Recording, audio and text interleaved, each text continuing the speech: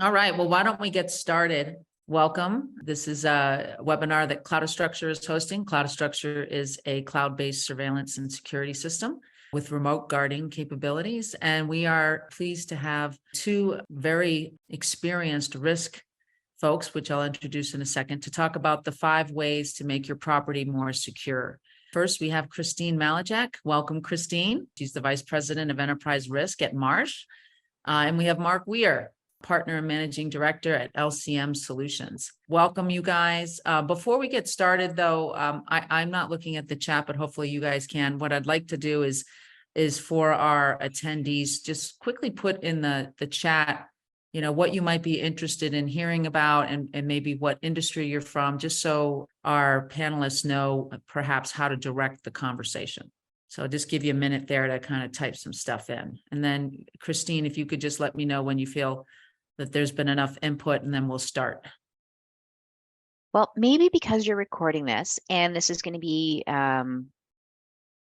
available to others after the event, and we're not sure what their background will be, let's just keep the conversation very general and kind of industry agnostic and focus in, I think, a little bit on the risk and some of the solutions, including the use of technology to kind of help bend the cost curve on risk. How does that sound, Lauren?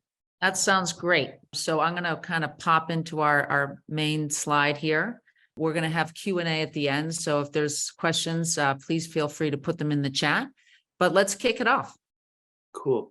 Well, I'd like to first introduce myself. It's Mark Weir from LCM Solutions. As Lauren, thank you for that introduction, and happy to have Christine alongside to provide her valuable insights from a risk management perspective. And so very much looking forward to this opportunity with you folks today.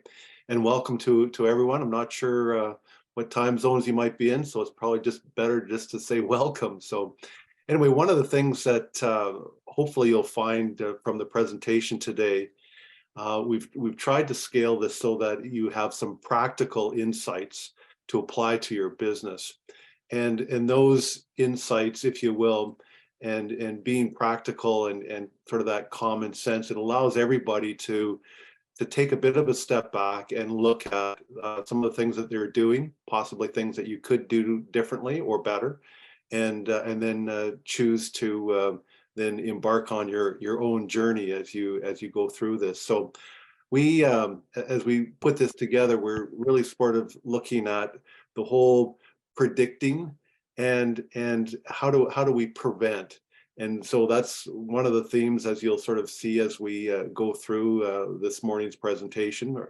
And of course, I'm love my quotes, so I'm going to share a quote with you right off the bat, which Christine and I sort of spoke about yesterday. And of course, her comment was, it's really timeless. So, and it really is. So the quote is from Benjamin Franklin, and this was from 1735. And so an ounce of prevention is worth a pound of cure. And so as you again go through some of these things, I think you'll find that it's you'll see a lot of valuable things with it. So maybe Chris, you can sort of walk them through the process of understanding your risks and exposures, and we'll start there. Wonderful. Well, thank you, Mark, and thank you for hosting us, Lauren.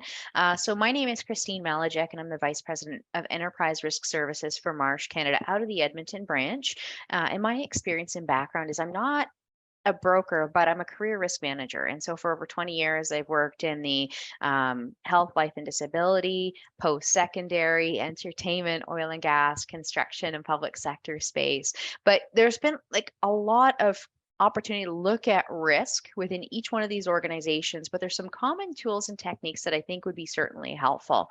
And so understanding the risk and exposure for the overall operation is incredibly important. And what you want to take a look at are two different things. Many organizations and practitioners will focus in on kind of like what's close to them and within their immediate operations.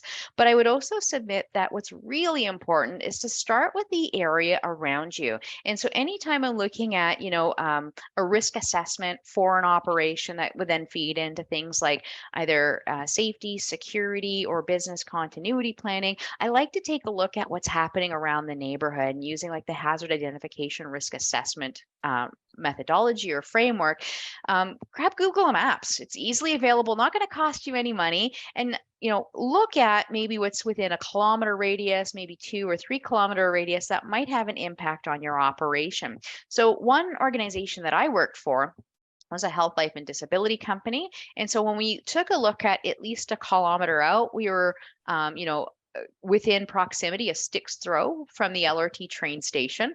And things could certainly happen. We had, explosions from electrical conduits in that particular area during the winter when salt water would seep into the underground levels and cause fires and explosions. We were along a dangerous goods route. It was over a block over. We would end up with like large tankers and other things of that nature that would go north, south through the downtown core. But also really close to us was the workers' compensation office. And so only a few years prior to that, there was an active shooter incident at that particular facility. So understanding not just kind of like what's happening in your organization, but in the proximity of it is certainly helpful. It also allows you then to proactively look at how you point outwards your security profile in order for you to be a little bit more mindful and aware and get that early detection of things that could be a threat to your operation and property. The next is taking a look at, what are the internal exposures to your operation? And this is, I think, where a lot of people focus most of their time on, but looking at it, in a very mindful and deliberate way. So, what are some of the potential fire exposure? So a lot of like health and safety professionals or your loss control professionals that come from your insurance company will typically come with a checklist of things, right? So what are the potential fire exposures? Do you have a commercial kitchen? Right? And has the commercial kitchen been serviced lately for your fire suppression, things of that nature?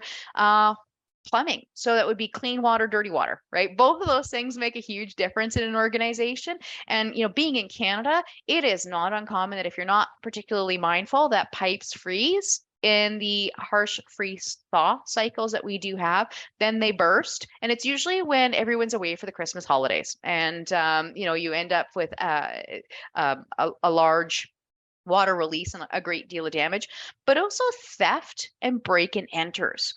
So, if you're either in a dense urban area with, poor lighting and access to alleyways, or if you're often in an industrial area, you may have some different exposures that you need to be incredibly mindful of when it comes to theft and break and enter. Vandalism also as well can be part of that very same assessment. So again, are there fences, buildings, things of that nature, and especially in urban areas, you see a lot of people tagging buildings. Nice, beautiful canvas for people with cans of spray paint, and one of those solutions that people and organizations and building and property asset managers have taken is putting large murals up. So when you see a large mural on the side of a building, it's not necessarily to create urban art, but it's also a deterrence for things like vandalism. In Canada, Canada Postal Service has actually wrapped a lot of the post boxes for that very same reason. So they have different graphic designs to prevent vandalism from happening. Also, weather-related incidents. We're in a time where extreme weather and catastrophic losses are almost a more common occurrence than what we'd ever wished or thought of or conceived. Once in 100 floods here where I live seem to be happening every other year. We're experiencing right now an abundance of boreal forest hazard and fires. So even though we're in the major city, we end up with smoke exposure, but also people who are involuntarily migrating into our cities and staying at hotels or adjacent welcome and reception centers because they're decanting those communities. But also as well, you want to take a look at the other liability related exposures. And again, your insurer either might have a checklist or they might have a loss control expert who can help you with this. So what you want to take a look at is where your guests might slip, trip, and fall. Right? That's usually the number one loss exposure to many operations that have invited guests onto the property. You want to take a look at stairs, other surfaces, making sure that the handrails are in place, that there aren't any impedances where you might maybe require anti-slip surfacing, that you look at mindfully maintaining those areas or building capital plans to include those. But also as well, any additional property damage. If things are broken or in a state of disrepair or vandalized, that actually attracts more damage and vandalism and bad behavior. So you ever go to the Gap and you see the table, and a clean, nice folded table kind of stays that way, but once you end up getting really busy and it gets tossed up a little bit, everybody makes a mess of the table.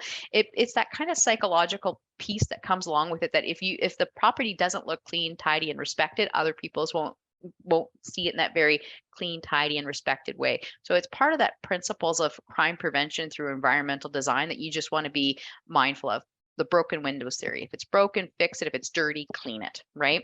If you have exposures that are a little bit higher risk, so let's say you're running a condo building or a hotel or some other property that has things like pools or rec centers, being incredibly mindful of what that exposure looks like, minding your operation about how you're going to manage that risk as well.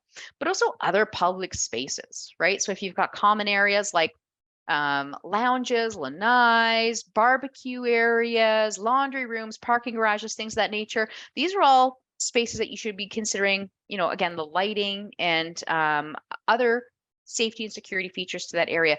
But also, as you're going through this assessment, what are your hours of operation? So we don't have an abundance of money to keep people on staff. So making sure that we're mindful of when we need to have people on and when we can maybe use technology to help augment those after hours strategies. Also, as well, we talked a little bit about where we might integrate people onto our property, but not necessarily have that staff. And this is kind of where like our duty to warn and make people aware of some of those hazards comes in as part of that risk management strategy. So signs about not having lifeguards at the pool, that you're using it at your own risk, that you're using the gym equipment at your own risk, and that people with health issues should be, consult their physician and be mindful of their health and safety while they're using those particular facilities. But also as well that you're providing and you have a good line of sight on what the maintenance program for your facility is. So how often the pools get cleaned, how often the HVAC gets serviced, and things of that nature. It not only provides a great health and safety approach to the workplace and to your guests, but it also helps to prevent unnecessary business interruption and mechanical breakdown. But again, also with that, if your fire suppression system hasn't been serviced in a while and you do have a fire and there may have been an opportunity to intervene with fixing something or repairing something, that could actually have a material impact on mitigating some of those hazards. But also as well, where you don't have enough human intervention or footprint or line of sight on things, security and surveillance is always a good way to augment where you don't have boots on the ground. So, having doors that are locked that may have a buzzer or a device that links to a camera that allows people to open doors, or somebody who is remote monitoring something after hours if you have multiple properties someplace in a central location, certainly always very helpful. But once you get through all of that, then you need to organize your plan. And using the security approach of the 5 Ds is typically a great way to do it. So deterrence, that's all your signs and ways to make sure, like out perimeter fencing, to make sure people know that this is my territory, this is my space, and there, if you cross it, you're trespassing. Also, if you come onto this property, that you have some of your own duty of care to be mindful of things because things are unattended, right? Detection, that's where you either have a visual line of sight from an attendant or from your security system to be able to see people who are on the property and what some of those activities that you want and those behaviors you want and those behaviors that you don't want that you need to intervene in. Delay, things like locks and other systems that you need to prevent or that delay people from being able to gain entry where they're not supposed to. And deny as well, but also defense. And so this is where if you don't have enough staff or you're using surveillance-based security, that then you're able to see that something is happening and that you intervene. So much litigation that happens in Canada, the United States, is based on response. So how quickly you were able to deploy your response. So that defense piece is going to be incredibly important. And that response could include calling fire, ambulance, or the police to help intervene. So with that, I'm going to pass things back over to Mark to talk a little bit about how to build your checklist. Christine, that was a fairly exhaustive list, and I know that there's probably a few other things that you didn't check on, but boy, you got a lot of them. So that's a big ask for the participants to sort of consider as they look at their exposures and their property. And so building the checklist is, when you look at all of those various different elements that you just spoke of, it's not sort of a one-shot deal. You can sit down and just sort of put it all together. It's part of your, I'll just say, your operational, your standards of procedures and how you sort of manage your property. And if you're doing this for the first time, you'll probably take many of those things, Christine, that you've spoken about, put them on a list and try and prioritize them depending on what the exposures are, what the hazards are, and then from there you're going to start building this checklist. And the checklist is like anything else. So first and foremost, as you put the items on the checklist, they have to be actionable. So the checklist is something that you can use to refer to throughout the year. Maybe there's certain timelines, certain dates that you would use or choose to do things in, given your given the exposures or the risks that you have in front of you. So it needs to be something that you refer to and you actually record. And this is important as well, where you not only refer to it, but you actually record the activity and things that you actually do on the checklist to make sure that things have been covered off and things are the way that you want them to be. You need to look at the things such as your personal safety and property damage and things that are at risk. So those are the big items that Christine had spoken about. List them all. There will be things that are time sensitive based on whether it be legislation, whether it be on governance or certain compliance items as it relates to your operations. Those items, they need to be very specific as far as how you go about managing that checklist and taking that activity. Christine mentioned a lot on maintenance and what that can do and should do. So as things happen within your organization, you'll have events, you'll have incidences. Those things are all sort of will form part of what you're collecting and the information so that you can reduce those claims, exposures, events in the future so your property is more secure and it protects the people that are entering into the property or from the property. And of course, the last item that is equally as important is that the sort of the audit and verification of the things that you would go back and look at that list, whether you look at it weekly or monthly, but at least you're coming back to it. You're making sure things that are supposed to be done are done and done in a timely manner. So with that, I'll pass sort of the next section over to Lauren or one of her colleagues to talk about invest in your own safety. And I know Cloudastructure with their technology provides a very unique situation, very unique technology to bring forward and protect and secure property. And the data that they have is equally as important, that we will talk about and include as part of the ways to secure your property. So this is really all about protecting people, your property, and really your prosperity, because there needs to be, with whatever you're doing and whatever property you're managing, the matter of ensuring that there's value in what it is that you're doing for all of the stakeholders is important. So Lauren, I'll let you carry on and talk a little bit about Cloudastructure. All right, great. Thanks both of you for such great information. Christine, you talked a lot about some of the exposures, and I'll just mention a couple of them that stood out for me for what our customers are looking for. But slip and falls, for example, are they real? Did it happen? Can I find it? How fast can I find it?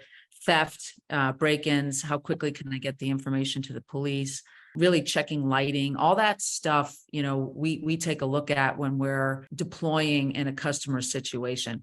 So essentially, we are a cloud-based solution. So what that means is typically what we find, I would say about 70 to 80% of the market right now has an on-premises solution, which means they have a server on the location that's capturing the video footage for the security.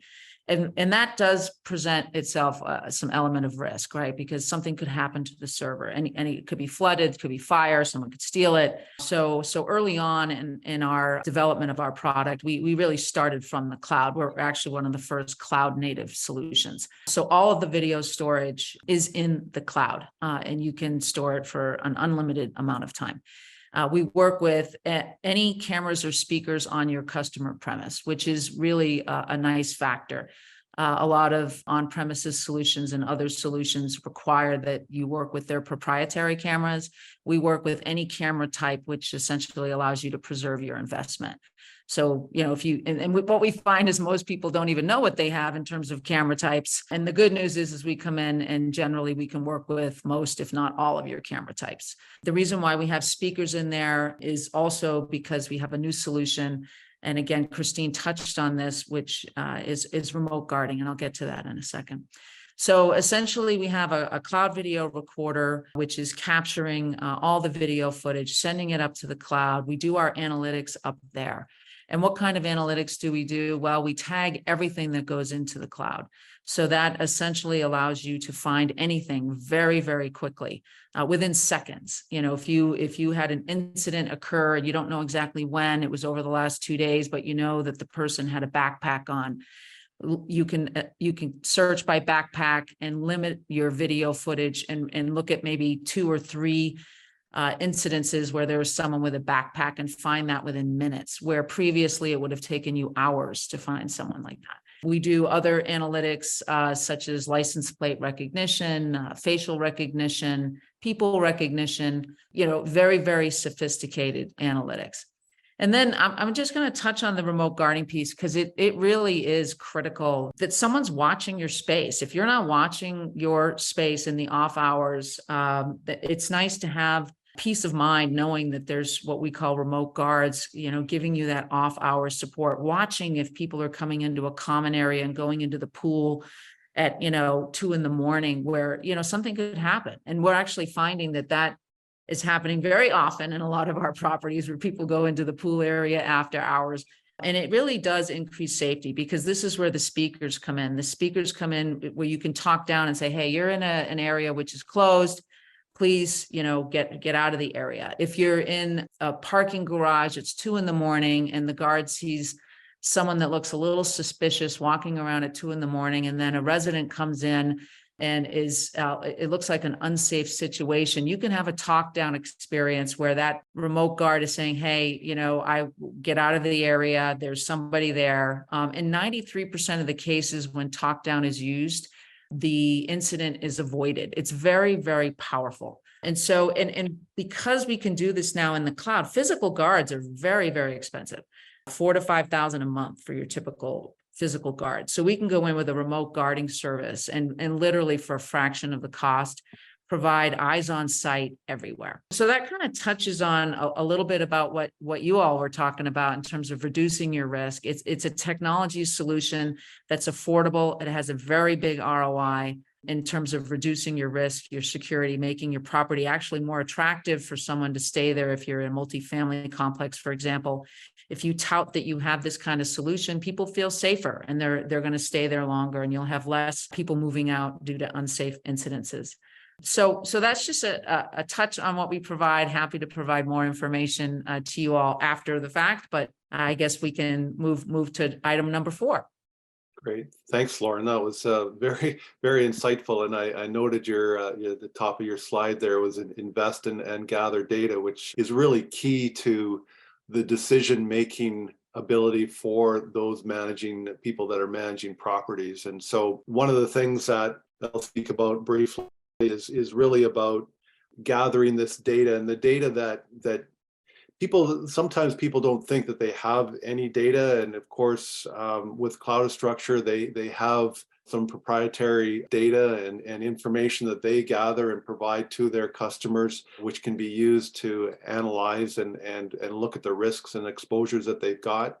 But I think the other thing that is also key is that in many situations, the average organization, they have data, but you just have to sort of think about the various different situations or incidences or things that actually happen.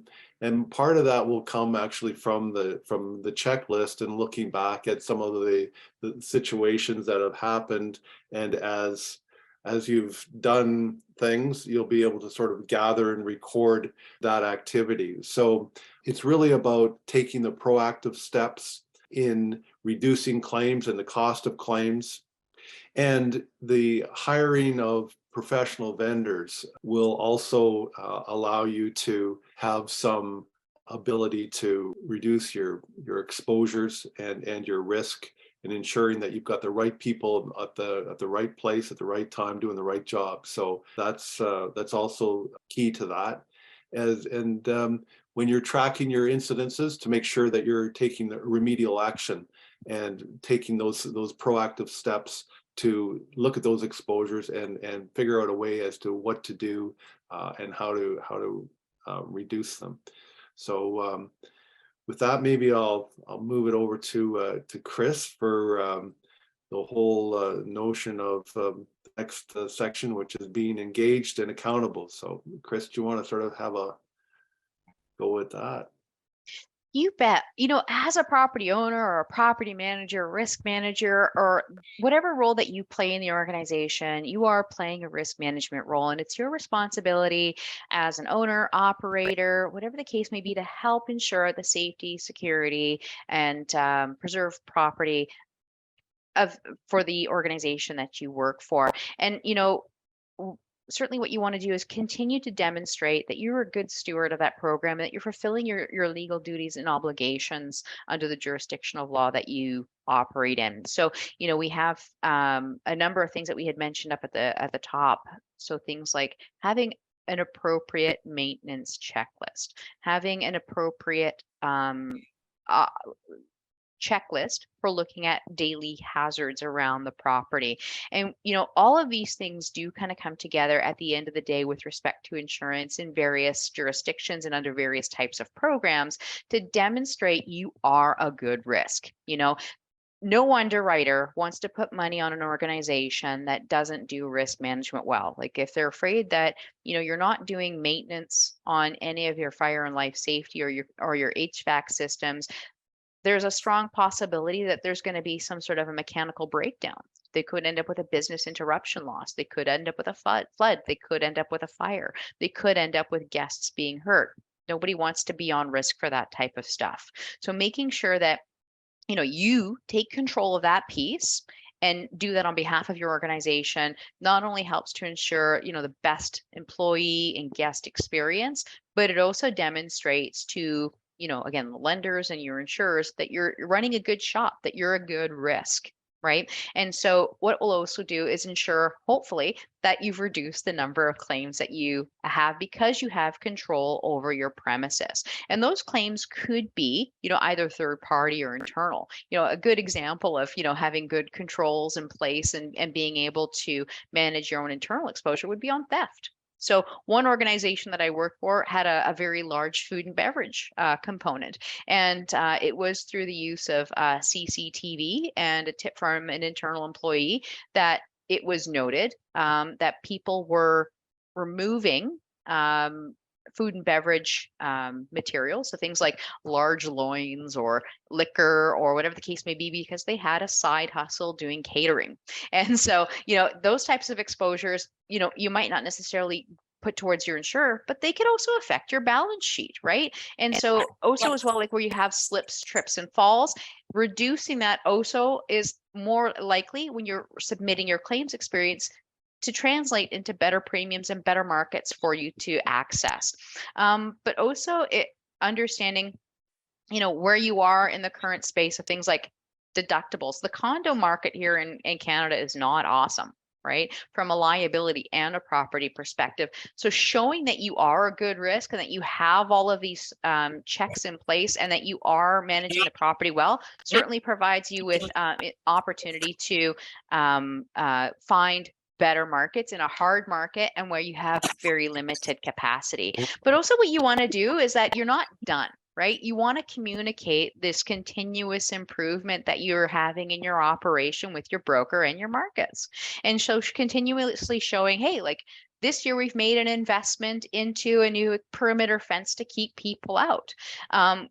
This year we noted using our CCTV and through our grounds inspection that we noted a goat trail. So a goat trail is when people make a path usually on your property that is not by design, right? So they're shortcutting through your property, which could become a hazard exposure for you. But what you've done, in fact, is you've created a fence around that in order to keep people away from those hazards, right? But you also want to communicate where you're seeing these types of trends in your reporting and in your analysis to your tenants or the people that are using your property, and make suggestions on how they can help you help everybody reduce claims on and loss exposure on the property. So again, continuously advising tenants about the use of pools and the use of the pool after hours and the use of pool with your guests.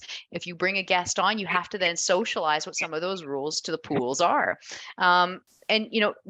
You need to be accountable. And you need to be continuously engaged in your own risk management and safety of your property. It's not a one and done.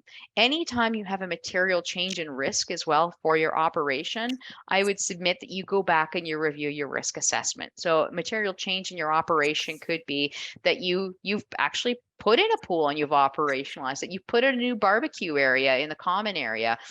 You've either reduced or you've expanded your hours of operation. All of these things have a material impact to the security program that you've designed, your safety program that you've designed, all of the checklists that you have, and you want to make sure that they're all still thorough, accurate, complete, and completely relevant. And so with that, Scott, Mark, I just wanted to throw it back to you to see if you had any other comments on being engaged and accountable. No, I think you've covered it off. I think it's I think everybody has a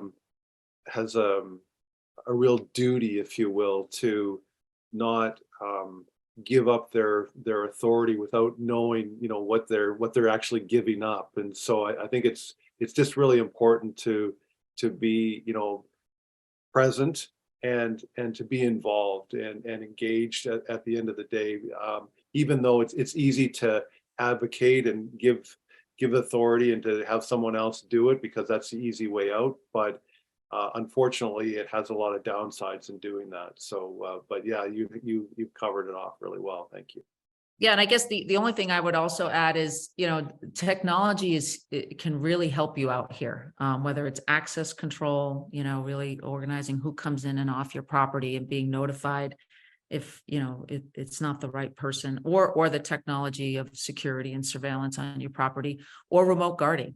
And so it really is sometimes worth, it sounds, at first you're like, oh, I don't know if I can afford this, but if you really take a look at what it can do in terms of reducing your risk, increasing your safety, it really does give you a good return on investment. So really happy to have you guys here. Very good information. How about we open it up to Q&A? We don't have too many participants, but I'm going to stop sharing and open it up. And see if we have any questions. Please put there is one question in here. It says, can the video tagging technology you mentioned actually identify things like repeat offenders, bad actors before they trespass? Thank you so much, Warren, for that reminder, because it was on my list of things to mention. That is exactly what our technology does. If, for example, there's someone that repeatedly comes on your property, we do have the ability across all your locations, by the way, not just one. But if that bad actor or repeat offender comes onto any property, you can be identified via an alert. And this does make the surveillance less reactive and more proactive.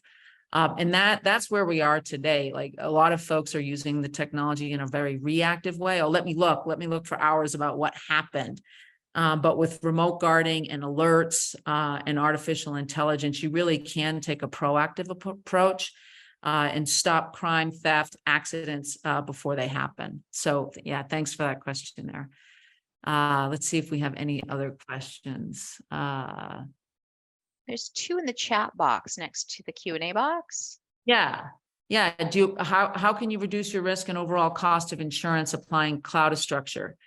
I mean, I can answer that, but I'd rather ask the risk insurance folks.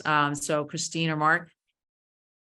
I think Christine sort of touched on it when she was talking about the exposures and just looking at Cloudastructure being the technology to actually delay, as she went through the 5 Ds and sort of defend, if you will, all of those that exposure. But I'll let Chris carry on with that response.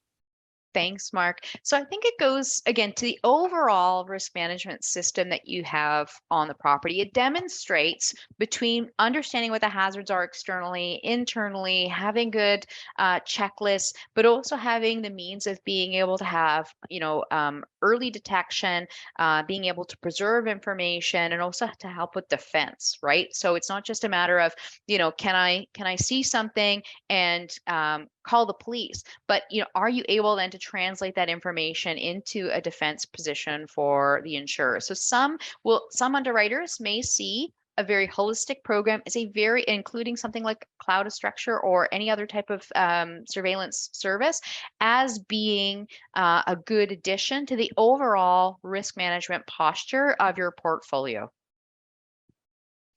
Yeah, and I'll say that we do work with some of our property management companies to approach insurance companies about how our technology does reduce risk, and we are seeing that premiums are being reduced because it is a deterrent and it does have an impact. Okay, next question is, why do brokers not promote adopting more preemptive based technologies? Do they want higher premiums? Well, I would say that I don't know if all brokers have a sense of good risk management techniques and how to make bad things not happen. There's a lot of really great brokers out there who are really good at insurance, right? And so I think it's a matter of being able to find the right partner that suits your need. But also, as well, going back to the accountability, you also need to be accountable for yourself. Right. So regardless of who is your broker, you are responsible for managing your business. So that do what you can within the space of your control for the health, safety, and security of your own organization, and make sure that you find good partners out there that will help transition that maturity into a program that is more suitable for your operation. Yeah, and Mark, feel free to chime in at any time on additional comments if you have anything there. Yeah, no, I'm just taking it all in. Okay. Everybody else, yeah. Yeah. Good. The next question is how can I communicate with my insurance advisor better risk, not investing in technology, Cloudastructure, securing best coverages and terms? I guess I'll turn it over to you guys, but one thing I can say is we work with our customers to help them sort of identify and list ways that they are reducing their risk using our technology and help them position that with their insurance provider. It does take a little bit of work, but it definitely is working out, and it is part of our ROI calculation with the customer. But how about you guys? Is there a way that you would advise that folks do this? Well, let me put not my insurance industry hat on, but maybe the risk manager hat that I've worn for many years. And so it was our responsibility to tell our story.